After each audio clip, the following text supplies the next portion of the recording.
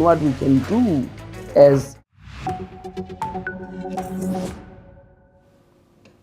Hello and welcome. I'm Asuma Katauka and you're watching World Report on NewsX World. Let's take a look at the top headlines of this hour. As the conundrum over Russia-Ukraine peace deal grows, Ukraine hints at hope, says common understanding has reached with United States on peace deal aimed at ending the war with Russia. US President Donald Trump has said that the proposal for Ukraine peace deal has been fine-tuned with collaborations of both Russia and Ukraine, and US Special Envoy Steve Witkoff will be meeting Russian President Vladimir Putin next week. Treasury Secretary Scott Bessent has stated that President Trump has hinted that he may hold up four in-person meetings with Chinese President Xi Jinping next year, marking an unprecedented level of high-level US-China contact. His comments comes as China agrees to buy at least 87.5 million metric tons of US grain over 3.5 years.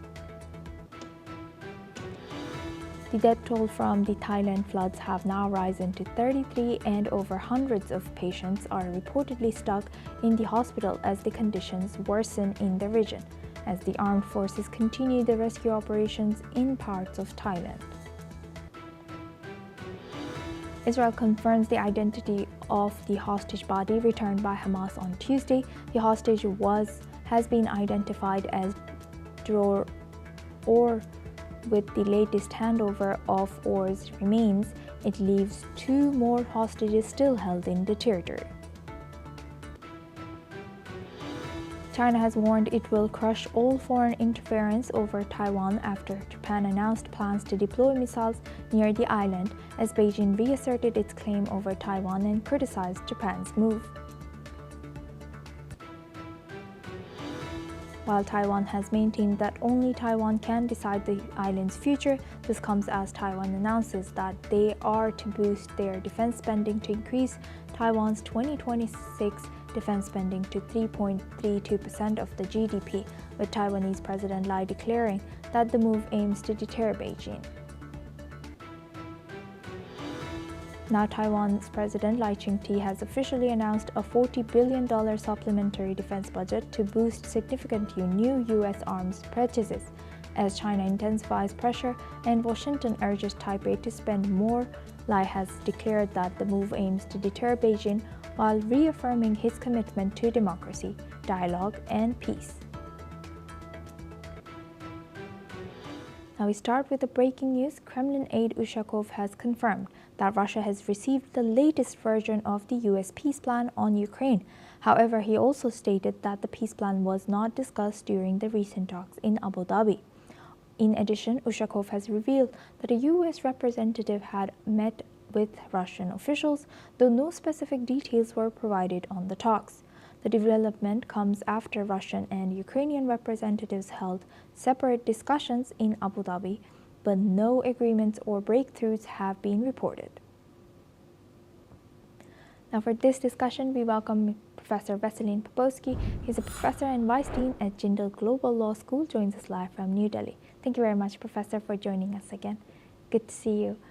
Now, looking at all these developments that's been happening for the last 24 hours, how do you analyze the situation? Do you think we are closer to peace than ever? Difficult question, but all negotiations are useful to clarify positions, to see the dynamics, the players, what do they want to achieve. It can get worse, it can get better, it can stay the same. But we see kind of a rush in United States to achieve something, which not always works, obviously. On another hand, United States is the most powerful country in the world in terms of its military and economic might. So it's an important player, and obviously it needs to be taken into account what diplomatic moves does the Trump administration. We see a lot of movement. We see willingness to talk to both sides, to negotiate with both sides. to change some of the points initially presented, which obviously is good. We are usually supportive of diplomacy, though the question whether it will lead to a ceasefire, not sure yet. There is no willingness in Russia to reach a ceasefire, because normally you would expect armies to stop fighting for 24 hours at least. Remember, this is the model of all previous negotiations in the Middle East and elsewhere. Here we don't have that. Russia continues to bomb civilian targets, and that affects Ukrainian responses of total unwillingness to give up even a meter of its territory. So we have a reaffirmation of the positions rather than some movement into a common ground. Ukraine is clear, it will not give up, it defends its territory. This is international law. Russia violated international law, no doubt about this, not only in Ukraine, but almost everywhere in the world. And sovereignty is important, and for that matter, if Ukrainian continues to defend its sovereignty, it means Russia needs to withdraw its troops from all Ukrainian territory, which Russia obviously doesn't want to do that. Its purposes are exactly the opposite, to legalize, to legitimize somehow those occupied territory of Ukraine, but that also is no goal. The world will never recognize an aggressor to keep its territory. It's not 19th century. We're in the 21st century. We have rules. We have United Nations Charter. The majority of the countries in the world will never accept annexation of territory through illegal use of force, like what Russia did. So, Mr. Popovsky, do you think, Professor, do you think that it is possible to move forward even if both countries not agree to not cede any territory to each other? Well, they can agree to stop fire, and that's the first step. To freeze the battlefield, in other words. It happened in the past, in Vietnam, in Korean conflict, there was such agreement to stop fire and then somehow to negotiate what next. That is possible, as I said, but I don't see longer-term peace plan, comprehensive peace plan, to work. Exactly. Donald Trump is in a rush, but his players, Witkov, it's not a diplomat, it's a real estate agent, and they act in a kind of a business transactional way. They would like to reach a deal, but it's not a deal between a seller and a buyer where somehow one can compromise and reach the right price. This is definitely not going to work that way. So I don't see him a very good prospect here. The continuation of diplomacy will be there because both sides would like to look like players who are willing to talk. But the problem again is Vladimir Putin. He's interested in his ego, in his image as the emperor of Russia, the new Tsar. He doesn't give up unless he's put under extreme pressure. See, when Donald Trump announced sanctions on the biggest Russian oil companies, Lukoil, there was immediate response in Moscow. They sent Dmitriev immediately to Florida for 1 week to negotiate some deals. They offer money. They try to bribe Donald Trump immediately somehow when they saw that move. But then United States should have continued that line of pressure on Russia. They didn't, and that's why we're back into square one. So both players, Putin and Trump, do the wrong things. Trump is asking for a Nobel Peace, but he cannot deliver that because he's not competent enough to do that. Yes, all right. Thank you very much, Professor, for sharing that insight. Please stay with us as we stay on this topic now. In a new decree signed by President Vladimir Putin, Russia has outlined a strategy to boost the number of people identifying as Russian and speaking Russian in areas of Ukraine incorporated into Russia since the 2022 start of the war. The document, titled Strategy of Russia's National Policy to 2036, sets a target for 95% of the population's identity as Russian by 2036. This move follows a marked decline in Russian language use in Ukraine since the war began. Ukrainian President Zelensky, meanwhile, has expressed readiness to advance a US-backed peace plan to end the conflict, though concerns remain over the potential territorial concessions. The decree also highlights Russia's long-standing goal of unifying historically Russian territories and strengthening Russian identity amidst ongoing tensions with Ukraine. Now, for this discussion, we welcome back Professor Veselin Popovsky. Thank you very much, Professor, for staying with us. Now, how realistic do you think this outlined strategy is by Russia to recognize people in that area or population as Russian in Ukraine? Well, it's nonsense, obviously. That's what aggressors do. They would like somehow, again, to legitimize their aggression and their illegal occupation by trying to bring some national element there. Every aggressor did that. The Ottoman Empire, if we go back to history, and they are trying to convert it to Islam, all those regions they occupy. That's what aggressors do, and that's a nonsense because it doesn't work this way. Long term, they lose. And again, it's probably a statement to the Russian population, to domestic audience, somehow to make them feel a bit proud, because there is nothing else they can feel proud. They are not winning the war. The army is stuck in Pokrovsk for 20 months. They cannot move anywhere. They cannot capture anything anymore. And somehow, to boost some domestic support, Putin is making absolutely inadequate statement. I even don't want to talk about this anymore. It so doesn't make any sense. Well, people speak Russian, but that's another issue, of course. You know that half of the Ukrainian army speak Russian. It doesn't say anything. Those brave soldiers of Ukraine defending their country and their nation speak Russian. So what?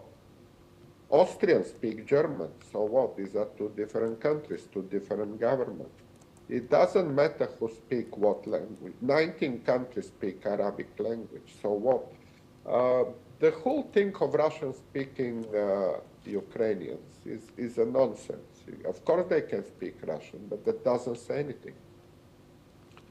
It's aggressor versus victim. That's the relationship between Russia and Ukraine. It's not about language.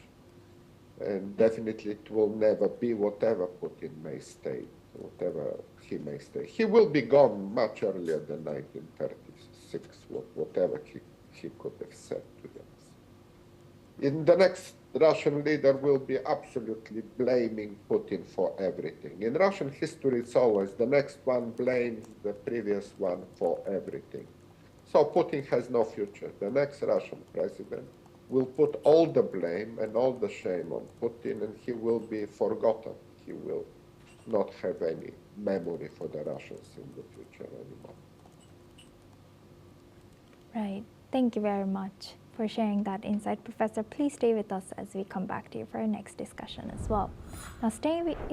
Now we stay on this news. Russia's Justice Minister Konstantin Chuichenko has confirmed that Russia finalizes its response plan to any potential Western move to expropriate its frozen sovereign assets. He has confirmed that the measures have already been submitted to the country's leadership, though he did not disclose the details. Chuichenko has stressed that any seizure of Russian assets would represent a clear violation of core international law principles, adding that those responsible would be liable for compensation. European Union members continue working on legal tools to use the immobilized Russian funds, most of which remain frozen. Kremlin spokesperson Dmitry Peskov has emphasized that Moscow will not leave such actions unanswered, while Russian Foreign Ministry spokeswoman Maria Zakharova has warned of a harsh and painful response if the EU redirects frozen Russian assets to support a planned repatriation loan for Ukraine. Now we welcome back Professor Veselin Popovsky. He's a professor and vice dean at Jindal Global Law School, joins us live from New Delhi. Thank you very much, Professor, for staying with us. Now, what role should international organizations like the UN or the International Court of Justice play in mediating disputes over frozen Russian assets? Well, usually at the end of every war, there is a peace agreement, and that peace agreement also contains reparation, financial arrangements, and most possibly this is what will happen here. There are frozen assets, as you said, €2 billion. And Russia needs to pay, the aggressor should pay for all the damage, for every single civilian or even military death. They have to pay, and they have to pay with those frozen assets. Russia needs to pay, not Ukrainians that already suffered the losses. So the logic here is very clear. It goes into the fact that the Russian assets need to be used, and they might not be sufficient. They might be even more necessary to reconstruct economically Ukraine, to pay the compensation to the families and the victims. So obviously Russia has no legal, whatever that minister said is, again, for the domestic audience, somehow to make Russian population feel good, but there is nothing to feel good in Russia anymore. So one day they need to pay, and those frozen assets will be used. By the way, even Donald Trump, in one of his points, is talking about the frozen asset, obviously in a very, gangster way. He wants America to get 50% of the profit, which really speaks in itself. It's a mafia proposal from Donald Trump to grab something from Ukrainians himself. So yes, this is very clear. The frozen assets will be used one day in a proper legal framework. It will be obviously either a peace deal that will regulate the frozen assets of Russia and how they can be used to reconstruct Ukraine. That's how I see it. Right. Thank you very much for shedding light on the examples and history. Thank you very much. With that, I would like to thank Professor Veselin Popovsky for sharing that insight throughout our news. Now we move on to Asia. Taiwan's President Lai Ching-te has praised the island's ties with the United States, calling them rock solid.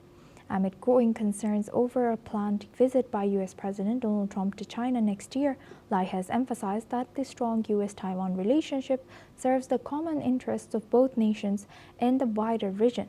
Here's what he has shared. 跟美国的关系坚如磐石。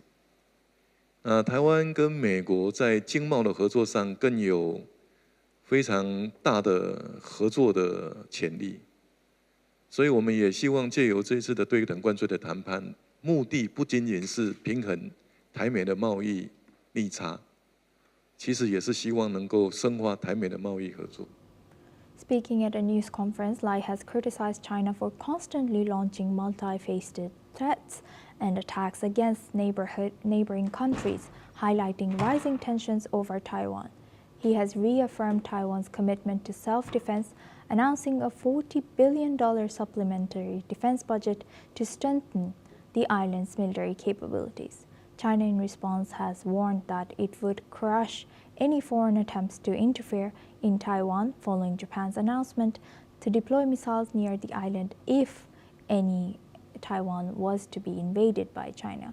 Beijing continues to assert sovereignty over Taiwan and has not ruled out the use of force, while Taipei insists that only its people can determine the island's future. Let's listen in. 台湾是中国的台湾，我们绝不允许外部势力染指中国台湾地区，绝不允许日本军国主义死灰复燃。我们有坚定意志、坚强决心、强大能力，捍卫国家主权和领土完整，粉碎一切外来干涉。Now for this discussion, we welcome Professor Rohan Gunaratna. He's an international affairs expert, joins us live from Singapore. Thank you very much, Professor Rohan Gunaratna, for joining us again. Good to see you. Now, looking at this, how does Taiwan's strengthened defense budget and military capabilities, how do you think this is influencing the strategic balance and security dynamics in the Taiwan Strait between Japan, China, and Taiwan? We have seen a very significant development in Taiwan. Asuma, what we have also seen is that the United States is steadfastly supporting Taiwan, Japan, Philippines, and South Korea.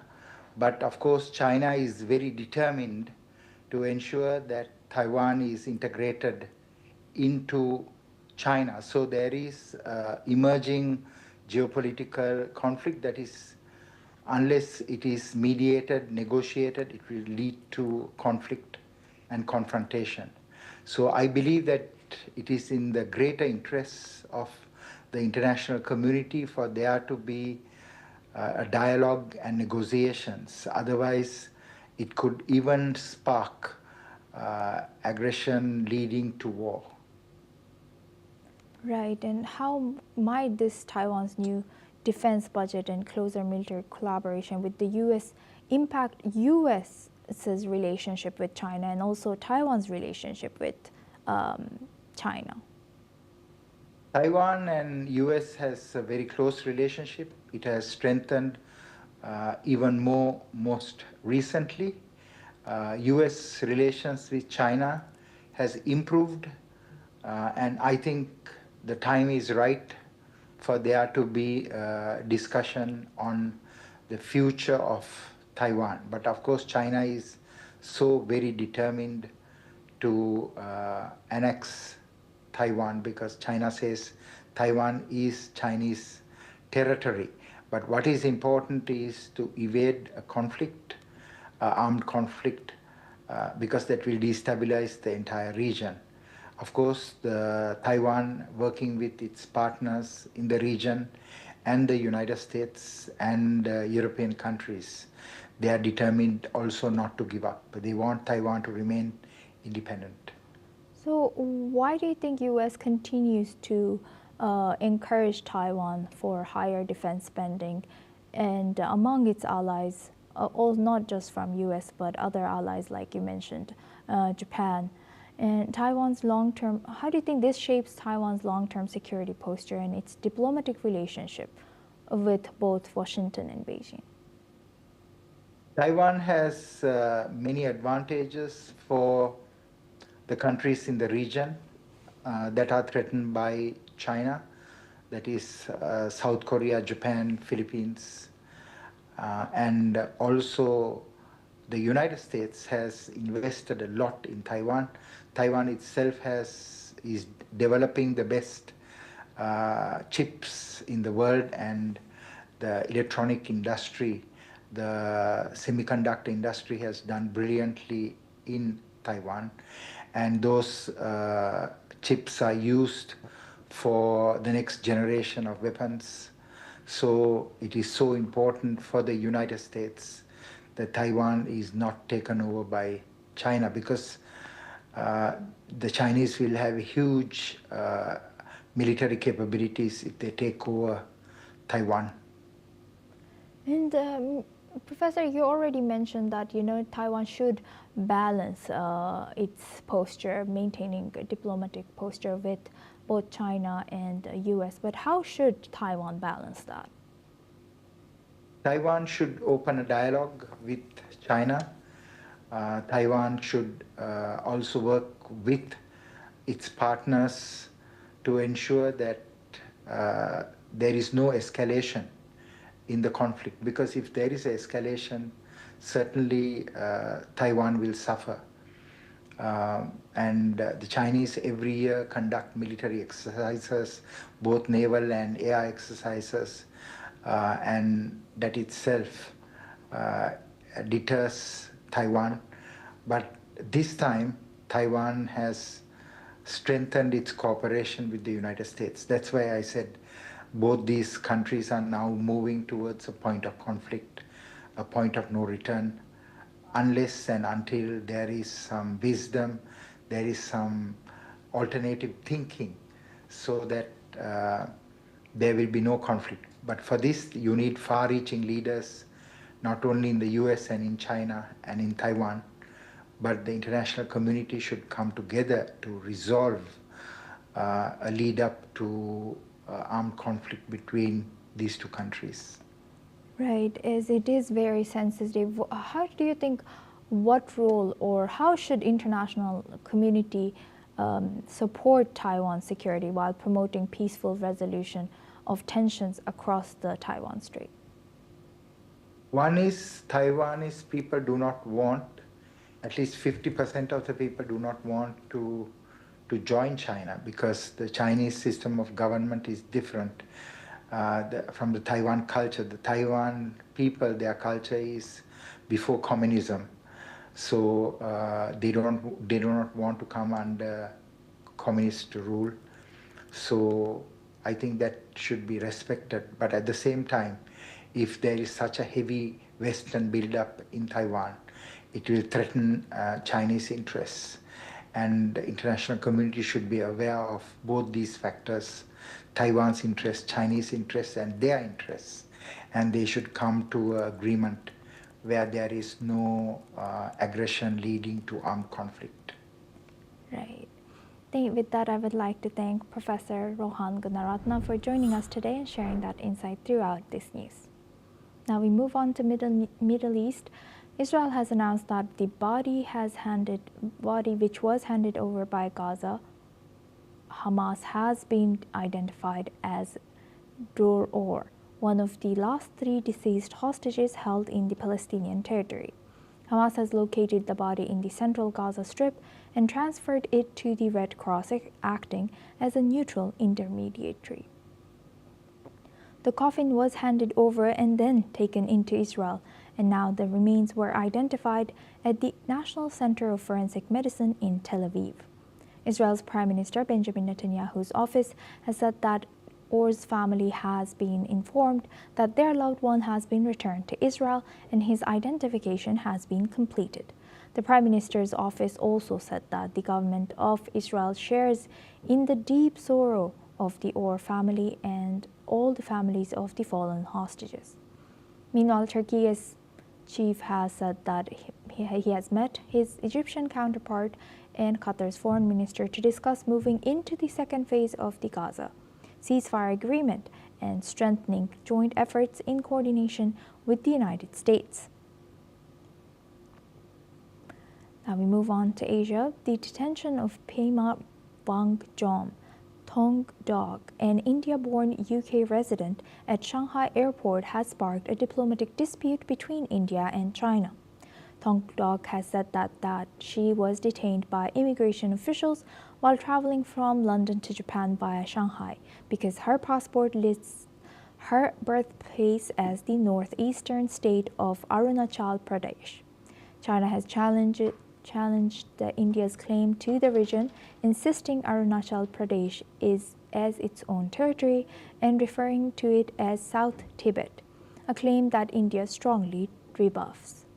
India has said that it had formally protested Ms. Tong Dog's detention and reasserted that Arunachal Pradesh is an integral and inalienable part of India.